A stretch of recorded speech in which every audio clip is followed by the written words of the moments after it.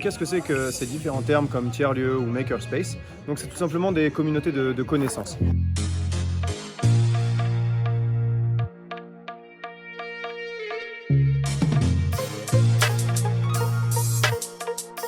Vous êtes ici à Manza, dans les Combrailles en Auvergne.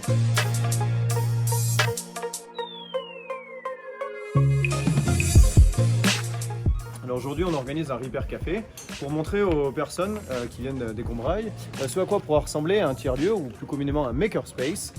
Donc vous avez par exemple le principe des jardins partagés où vous avez une communauté qui tend vers l'autosuffisance alimentaire, ce qui est très bien et ce qu'on encourage, mais nous ce qu'on recherche c'est l'autonomie des connaissances. Et pour ce faire, on souhaite créer un lieu qu'on appelle plus communément un tiers-lieu ou un makerspace où des personnes viennent fabriquer, réparer ou entreprendre ensemble autour de projets divers et variés, mais surtout monter en compétences.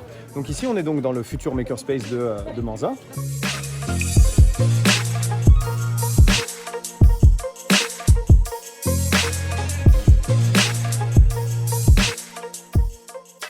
Alors l'idée ici, c'est d'organiser un Repair Café pour plonger les gens dans l'ambiance, les personnes qui viennent dans l'ambiance de ce que l'on aura dans 2 ans ici. Donc ici par exemple, on a un espace où on est en train de réparer des objets du quotidien qu'un jeune garçon par exemple a cassé. Donc c'est quoi cet objet? C'est un volant de jeu vidéo, donc visiblement il a cassé ça, donc il y a 2 options. Soit il peut le jeter, soit du coup en racheter un autre, ou nous ce qu'on propose c'est d'essayer de le réparer avec lui. Dans l'essence des Fab Labs ou des Makerspace, on retrouve très souvent des imprimantes 3D et derrière moi il y en a une qui est en train de tourner. Et donc par exemple on est en train d'utiliser celle-ci qui est orange, qui est en train grosso modo de fabriquer celle-ci qui est noire.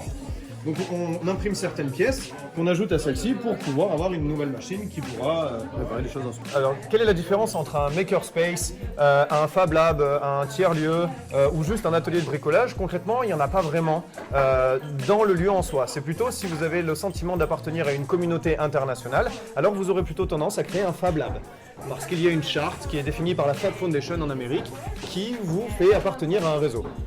Si vous êtes plutôt makerspace, vous avez plutôt l'idée d'être indépendant sur votre territoire. Un tiers-lieu va plutôt regrouper tous les aspects coworking, Media Lab, makerspace, Fab Lab. C'est un petit peu en quelque sorte un fourre-tout. Mais en tout cas, nous, ce qu'on souhaite faire ici, c'est un tiers-lieu avec un énorme penchant makerspace en son sein. L'idée étant de créer l'association dans quelques semaines, voire quelques mois, où nous inviterons les personnes via la montagne ou les réseaux sociaux ou le connecteur à nous rejoindre pour l'Assemblée Générale. 2021, on va continuer les travaux tous ensemble et ouvrir officiellement en 2022, voire 2023, avec derrière moi 6 espaces pour accueillir des résidents. Donc c'est une vieille ferme comme vous pouvez voir à ces murs derrière ici. Donc 6 résidents qui viendront s'ajouter à la communauté locale qui travaillera effectivement ici, qui s'investira bénévolement autour de leur projet ici et qui seront en lien avec les projets du territoire.